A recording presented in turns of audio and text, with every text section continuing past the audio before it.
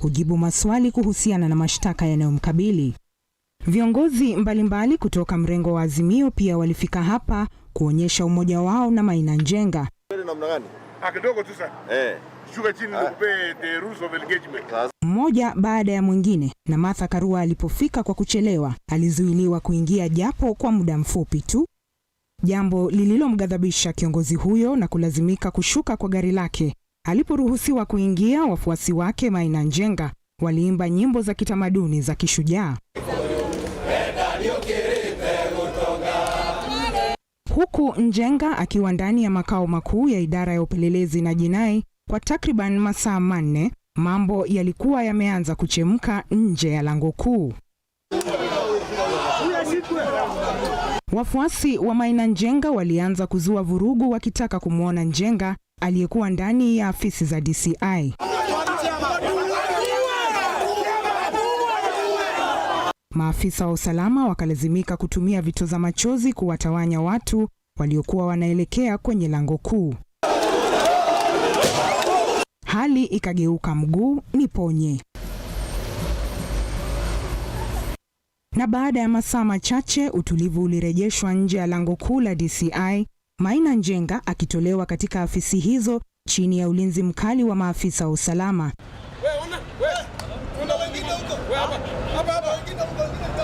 Na kwa mwendo wa kasi, pasi na wanahabari kumwona.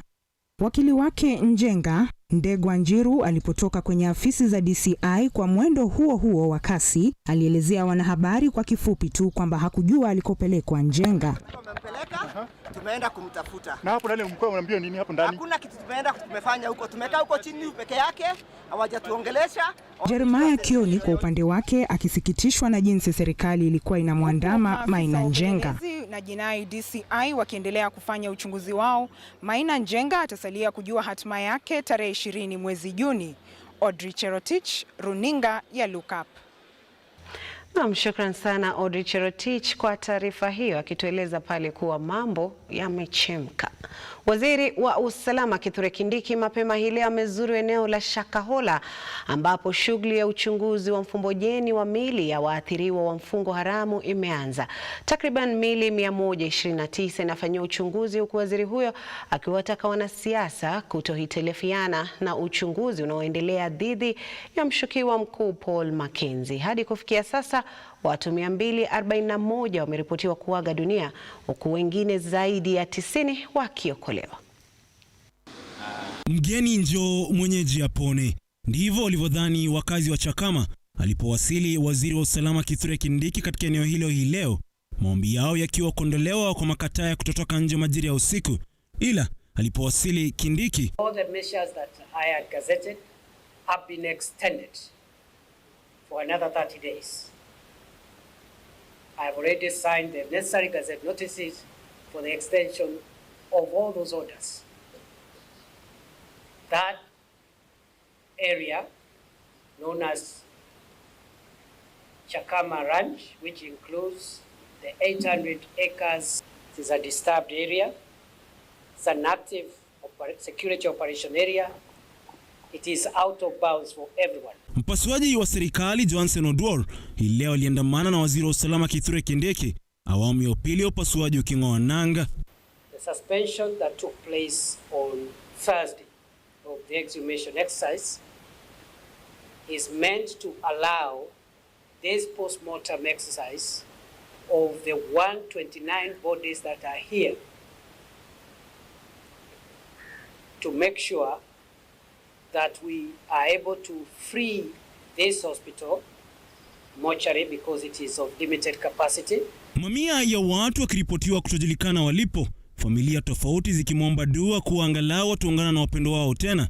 Kindiki amedai kuwa uchunguzi umefichua uwepo wa makaburi zaidi katika eneo hile. Unfortunately, we have evidence of more graves in Shakahola Forest.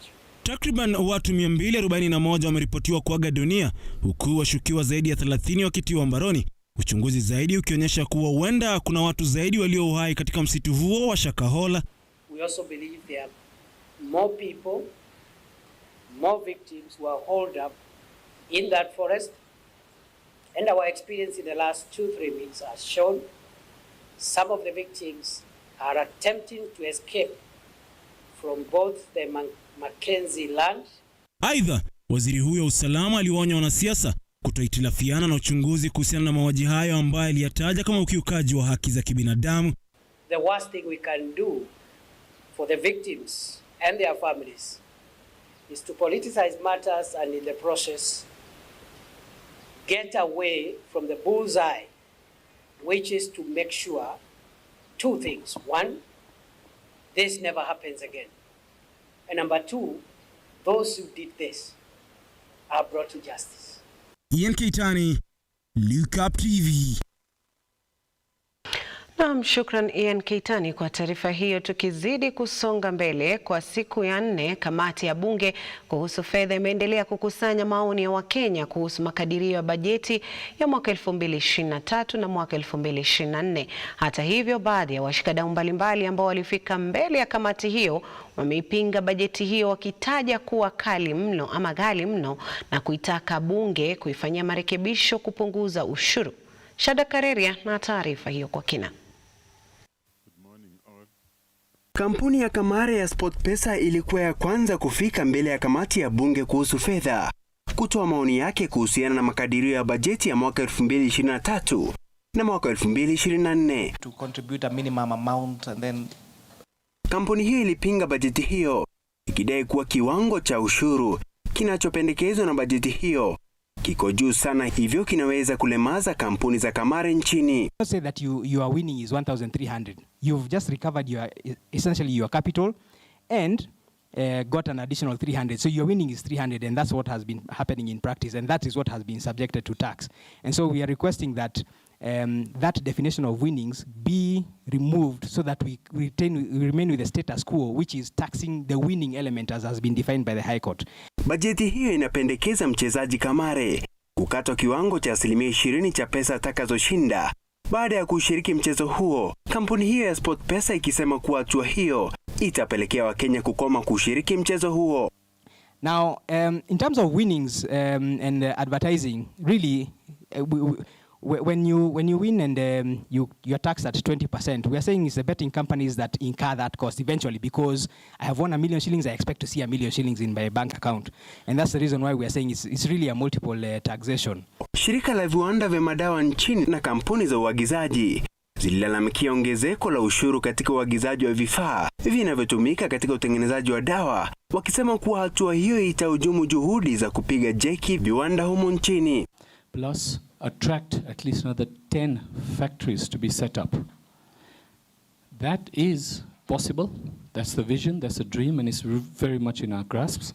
What we are now seeing is the small excise, which is really, let's be very clear. Wataalamu hao vilevile walielezea bunge kuwa pendekezo la kuwepo kwa ushuru katika uagizaji wa bidhaa za chakula nchini kunaweza kupelekea wawekezaji kusitisha kuagiza vyakula kutoka mataifa ya nje, hivyo kupelekea ongezeko la bei ya chakula nchini. In the month of February, we were able to export our biscuits to the UK. This is not a small task. And manufacturing, we agree that we should support manufacturing 100%. And we're in favor of supporting manufacturing, but not where there is no economical sense. Mjadala wa mgao wa ujenzi wa nyumba za bei nafuu ulitoa utata katika kikao hicho, ambapo wabunge walitaka kuelezewa zaidi kuhusu mpango huo. And you are saying it is a voluntary contribution. Is going to be a fund. Now, which is which? Is it a tax? If it is a tax, why are we taxing the ordinary mwananchi or the poor people down there? If it is a voluntary, why don't you leave it? If it's a fund, why don't you leave it for people to come up and say, me, I'm going to join the team. Shada Kareria, Lookuptv. Na mtazamaji, kwa taarifa hiyo ya Shada Kareria, ningependa kusikia maoni yako kuhusiana na mswada huo tata wa fedha. Kumbuka unaweza kuwasiliana nasi kupitia mitandao yetu ya kijamii Facebook, Twitter, YouTube, ambapo tunapatikana @Lookuptv. Tuma arafa yako, maoni yako, tutakuwa tunayasoma kadri tunavyoendelea kukupatia taarifa hizi. Kamati ya Muungano wa Kenya Kwanza ya mazungumzo ya kitaifa imeelezea kuwa iko tayari kuendelea na mazungumzo na upande wa Azimio. Kamati hiyo inasisitiza kuwa japo huenda kuna masuala kadhaa ambayo hawajaelewana, huo sio mwisho wa mazungumzo. Aidha, wameelezea kuwa wako tayari kuanza mazungumzo mara moja. Upande wa Azimio ulikuwa umesitisha mazungumzo hayo kwa siku 7. Our immediate response this afternoon is that by the Azimio side invoking clause 37 of the framework agreement is actually premature. We have a provision in the same bipartisan agreement, which is clause 34 subclause D, which provides that where there is a failure to reach a consensus, the two co-chairpersons are first to discuss the issues and, if possible, in consultation with their respective leaders, to discuss and try to reach an amicable agreement. We wish to inform the Azimio side that this clause has been skipped. We do not believe there are irreconcilable differences, and that in fact we should now go to clause 34D so that the matter can actually be discussed. We also wish to confirm, as the Kenya Kwanza side of the coalition, that we are always ready for these talks. The talks can resume as early as tomorrow, next week, or whenever we are informed by the other side that they are ready to resume. Towards this, and in the response that we are giving out today, I will, as the co-chairperson of the talks, give my co-chairperson, the Honorable Dr. Otiende Amolo, an invitation for a meeting under clause 34D for Monday at 2:30 p.m. so that we can again talk and see how far we are able to reconcile on any differences, which differences in our view are not irreconcilable.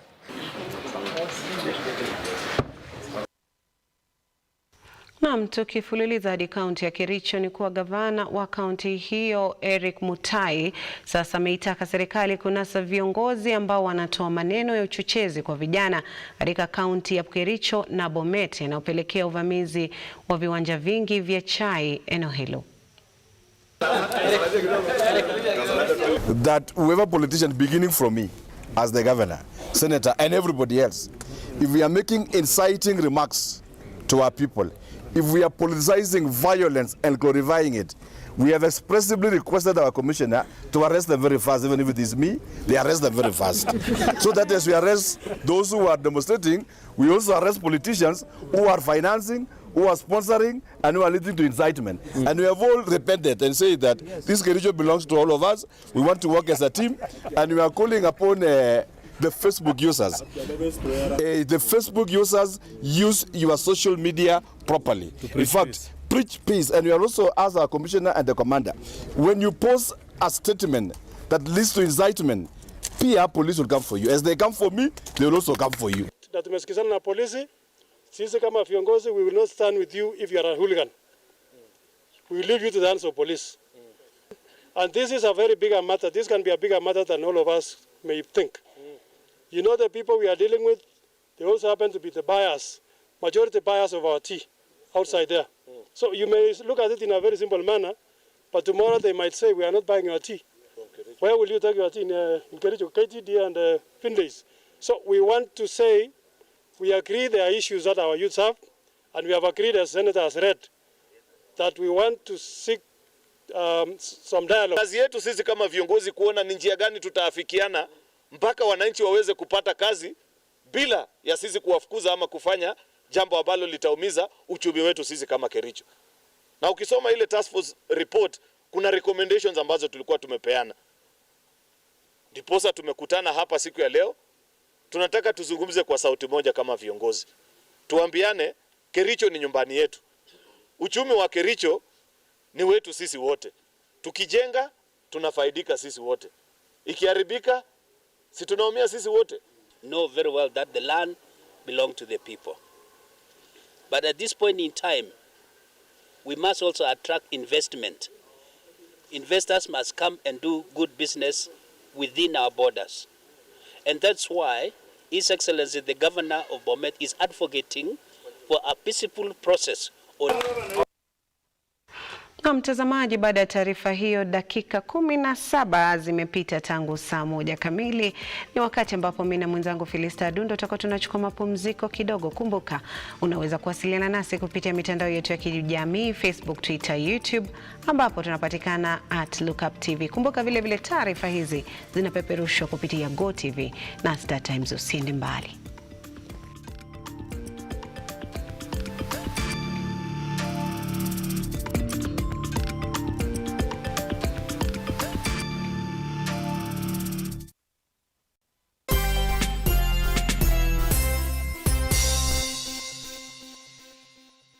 Why Malindi? Any idea why the A-list celebrities, politicians choose Malindi as a destination? Is it the sandy, spotless white beaches, the rhythmic, relaxing oceanic waves, or is it the great potential investment opportunity that Malindi has to offer? Dagmar learns we are here with a variety of projects from as low as 99,000 shillings. You get an eighth of an acre with ready title deeds. Book your plot today with only 35,000 shillings and get a free return air ticket. Be the next investor in Malindi with Dagmar Loans. Call us now on 0740 888 111 or 0740 888 222. Dagmar Loans. We promise, we deliver. Why wait? 20 Malindi. We as Novena United Circle are a society that is able to provide a platform for business startups by providing financial aid to members and creating a platform to accumulate their savings. We look for small business entrepreneurs who are starting a business venture and provide the best opportunity to expand a business niche and turn it into something big. For more information, call us on 0768 757 956 or WhatsApp us on 0734 832 430. Novena United Circle. Tuungane pamoja. Hey darling, are we still on for a coffee date? I'm waiting for you to come and pick me up. I should be able to pick you in a few.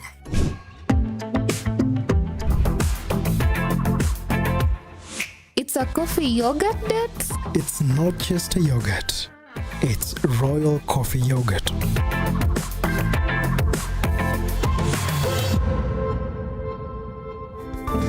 Flow with the sweet taste of thick and smooth Royal Fresh coffee yogurt. Royal Fresh, the royal taste of freshness.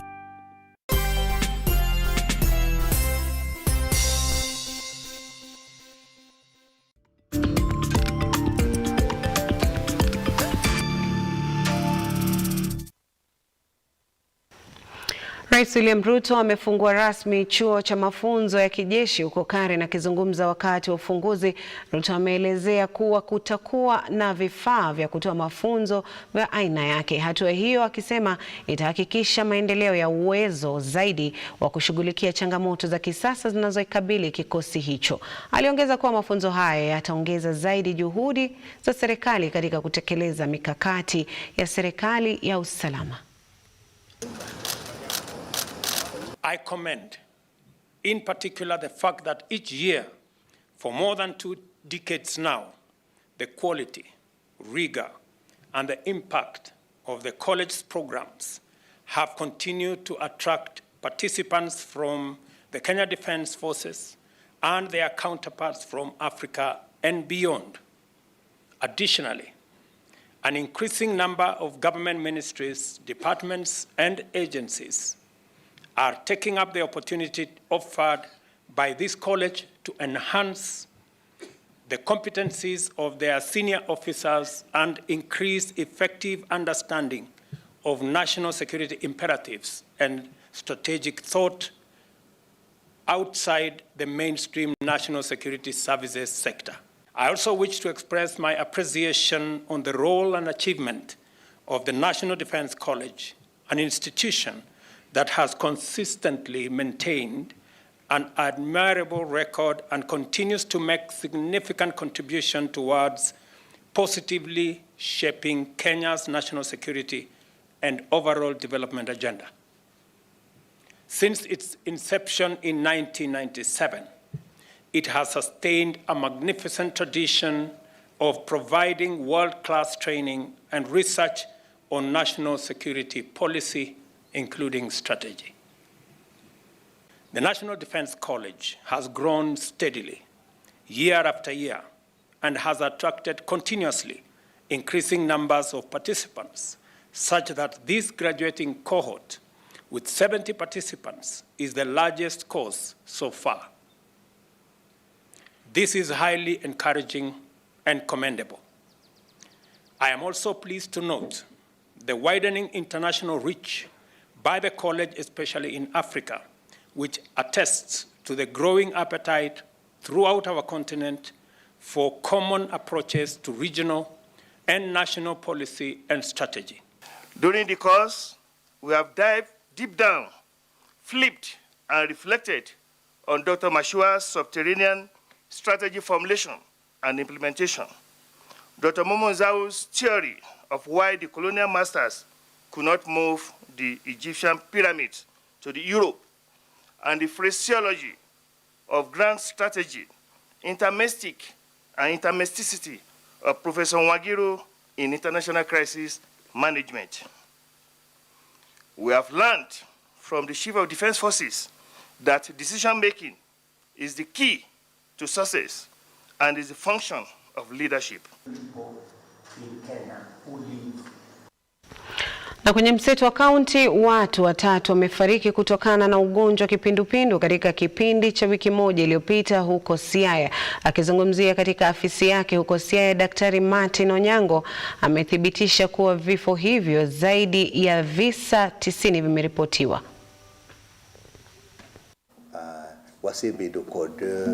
Visa 92 vya ugonjwa wa kipindupindu vimeripotiwa katika kaunti ya Siaya hadi sasa, huku watu watatu wakiaga dunia.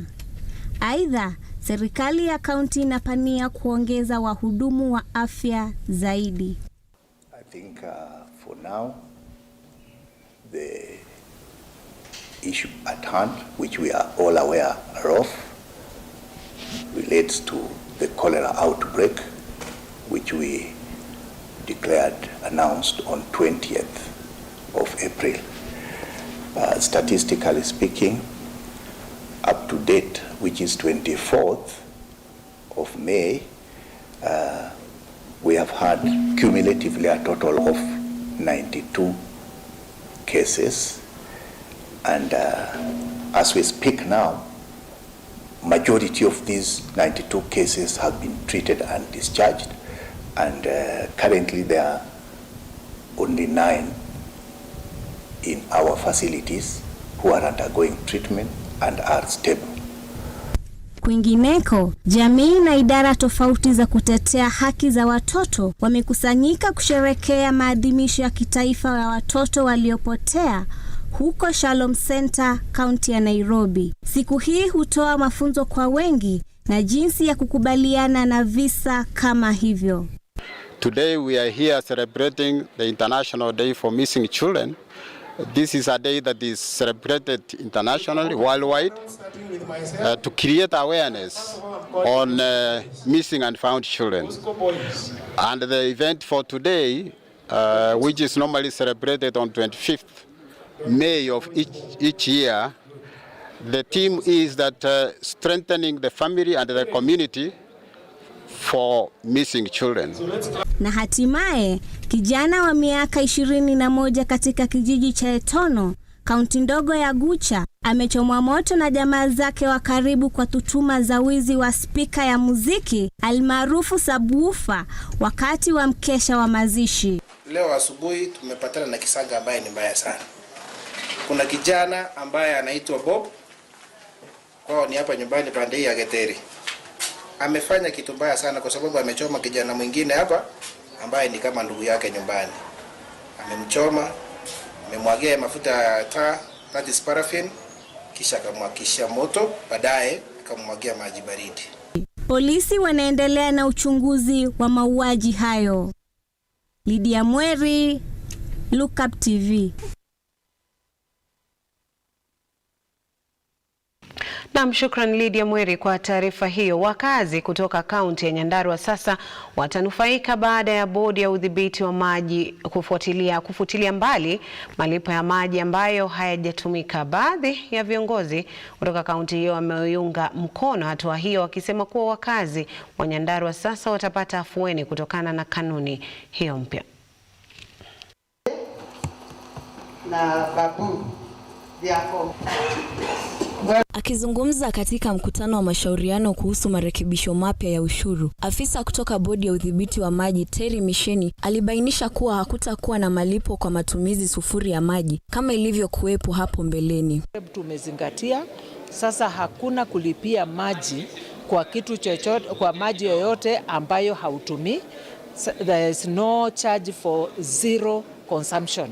Hapo awali tariff structure ilikuwa ni 0 to 6 cubic meters kwa consumer wa kawaida, lakini sasa itakuwa ni from 1 to 6. Aidha, viongozi kutoka kaunti hiyo walisisitiza haja ya serikali ya kaunti hiyo kuimarisha usambazaji wa maji, wakisema kuwa wakazi wengi hawakupata maji safi licha ya kaunti hiyo kuwa mnara wa maji. Yetu ni kuhakikisha kwamba kaunti yote tumesambaza maji kwa wadi zote zetu 25 na njia zozote ambazo zinaweza tumika ili wananchi wapate hayo maji.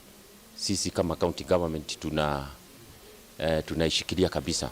Kwingineko, kaunti ya Embu itafaidika kwa bilioni 4 wakati maandalizi ya siku ya madaraka wiki ijayo yanapoendelea. Matayarisho hayo yameweza kuendeleza miradi mbalimbali katika kaunti hiyo, pamoja na Rais William Ruto kufungua rasmi maonyesho ya kukuza biashara ndogo tarehe 26 mwezi huu, ikilingana na maadhimisho ya siku ya madaraka. Tarehe 26 tutakuwa tuna host His Excellency the President kufungua expo ya MSMEs katika Embu University.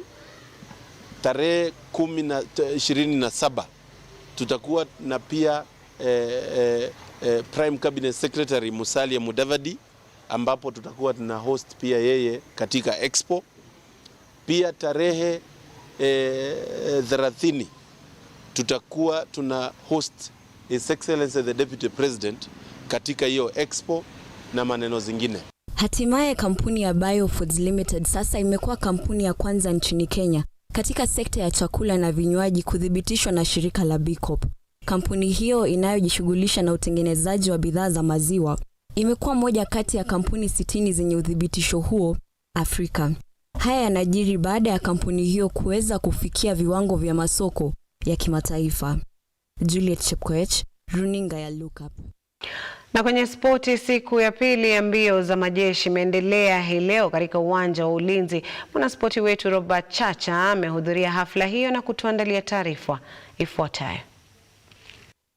Kwa siku ya pili mashindano ya mbio ya makala 45 ya mbio za majeshi imeleta vitengo tofauti katika mbio hizo katika uga Ulinzi. Hiyo jana mwanariadha nguli Helen Obiri aliweza kubobea kwenye mbio za mita 5000, huku kesho akitarajiwa kukipia katika mbio za mita 10000. Hii leo Winnie Boynet akishinda mbio za mita 3000 za kuruka maji na viunzi, huku akipania kufanya vizuri kwenye mashindano ya Budapest. Yeah, I prepared well. Lakini barriers ndio ilikuwa ngumu kwangu juu it's my first 3000 meters difficulties. Yeah. Shindano imekuwa competitive juu nilikuwa najua Marion Kibori is the defending champion. So sikuwa natarajia nikimbie hiyo 9 minutes. Yeah, but nimeona naweza train barriers na nikuwe sawa kwa 3000 meters difficulties. Hii itanipea moral ni prepare kwa World Championship. Mungu akijalia. Yeah. Kwa siku ya pili ya mbio ya makala ya 43 ya wanajeshi imeanza kushuhudia ushindani mkubwa kwenye mbio za mita 3000 za kuruka maji na viunzi. Mkimbiaji Mbweneta akitawaza kama mshindi, huku akilenga katika ushindi wa mbio za kitaifa na vile za Budapest. Robert Chacha kutoka uwanja wa Ulinzi, kaunti ya Nairobi. Naam, Robert Chacha ndiye anatufungia taarifa zetu siku ya leo, lakini kwenye arafa zenu niko naye Alex Wafula akisema keep up the good work. Na mshukran kwa kututazama. Sospita Omede akisema watching live from Nairobi. Na mshukran sana Henry Ted akisema good work Lookuptv. Shukran Evans Origa akisema watching live from Kawangware. Mesha Kwandera akisema the truth of the matter is Kenyans are suffering and Kenyans are desperate and not knowing where to run to. Kenyans are more frustrated and we need to address really the issue affecting Kenya. Na politicians stop hiding behind the curtain. James Kinyo akisema tunaomba serikali ituambie ukweli